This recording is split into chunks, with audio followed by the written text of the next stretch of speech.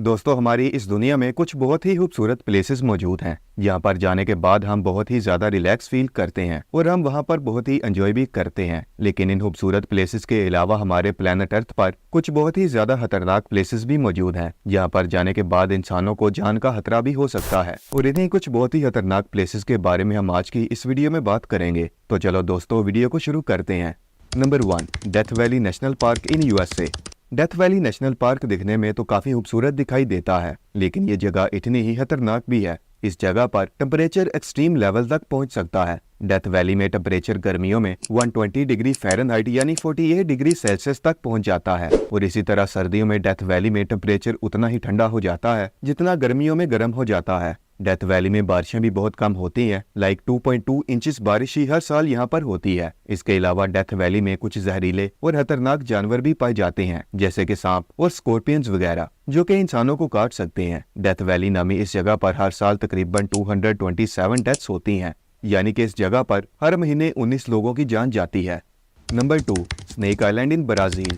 Brazil में मौजूद snake island नामी ये आइलैंड दुनिया के सबसे खतरनाक सांपों का घर है। स्नेक आइलैंड पर हर स्क्वायर मीटर पर 5 सांप पाए जाते हैं। इसीलिए ब्राजील की गवर्नमेंट ने इस आइलैंड पर जाने पर पाबंदी लगा रखी है और अगर कोई विजिटर इस जगह को विजिट करना भी चाहता है तो उसके साथ कोई ना कोई डॉक्टर जरूर होना चाहिए, क्योंकि अगर स्नेक आइलैंड पर किसी इंसान को कोई सांप अगर काट ले तो वो जल्द से जल्द मेडिकल ट्रीटमेंट हासिल नहीं कर सकता, क्योंकि स्नेक आइलैंड पर बहुत ही जहरीले सांप रहते हैं जो कि कुछ ही देर में किसी भी इंसान की जान ले सकते हैं, जैसे कि गोल्डन लेंस हेड वाइपर नामी ये सांप, जो कि इतना जहरीला है कि इसका जहर आपको चंद घंटों में बड़े ही दर्दनाक तरीके से मौत के घाट उतार देगा। अगर इस सांप के अलावा भी कोई सांप स्नेक आइलैंड पर गए विजिटर को काट ले तो भी उस विजिटर का बच पाना नामुमकिन सा काम ही होगा, क्योंकि ये आइलैंड सारे का सारा रेन फॉरेस्ट से ढका है और यहाँ पर रास्तों का पता चला पाना भी बिल्कुल ही मुश्किल है। नंबर 3, रामरी आइलैंड इन बर्मा। लेकिन इससे पहले मैं आप लोगों से एक बात करना चाहूंगा कि तकरीबन 91% लोग सिर्फ मेरे वीडियोस ही देखते हैं और चले जाते हैं और चैनल को सब्सक्राइब नहीं करते, तो प्लीज चैनल को सब्सक्राइब कर लो, ये बिल्कुल ही फ्री है। रामरी आइलैंड बर्मा में मौजूद एक ऐसा आइलैंड है जहाँ पर आज भी वर्ल्ड वार 2 के आर्टिफैक्ट्स मौजूद हैं और विजिटर्स भी इस आइलैंड पर एक बड़ी तादाद में जाते हैं। लेकिन ये आइलैंड आर्टिफैक्ट से बड़ा होने के अलावा काफी खतरनाक भी है। इस आइलैंड पर दुनिया के सबसे बड़े और एग्रेसिव साल्ट वाटर क्रोकोडाइल्स रहते हैं, जो कि काफी खतरनाक हैं। ये क्रोकोडाइल्स अक्सर इंसानों पर हमला कर देते हैं और कुछ केसेस में तो क्रोकोडाइल्स के हमले की वजह से कई लोगों की जान भी चली जाती है। लेकिन इस आइलैंड पर क्रोकोडाइल्स के अलावा भी कई खतरनाक जानवर रहते हैं, जैसे कि सांप, जहरीले स्पाइडर्स और जहरीले पौधे भी, जो कि विजिटर्स की हेल्थ और जान दोनों को ही नुकसान पहुंचा सकते हैं। रामरी आइलैंड पर हर साल होने वाली डेथ्स का तो पता नहीं, लेकिन कहा जाता है कि दर्जनों की तादाद में ही लोगों की रामरी आइलैंड पर मौत होती है। Number 4, the Danakil desert, Ethiopia.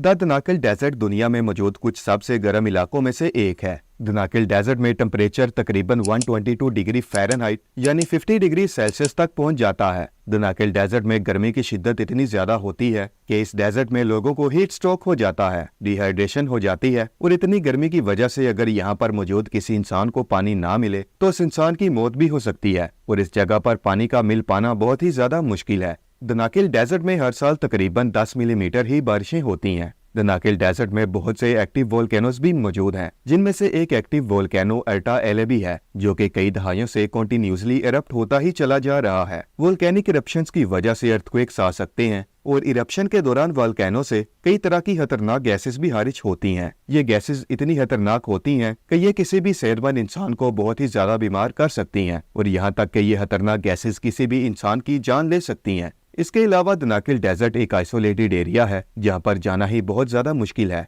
अगर कोई इंसान हिम्मत करके दनाकिल डेजर्ट में चला भी जाए तो उसका फिर वहाँ पर सही सलामत रह पाना काफी मुश्किल हो जाता है।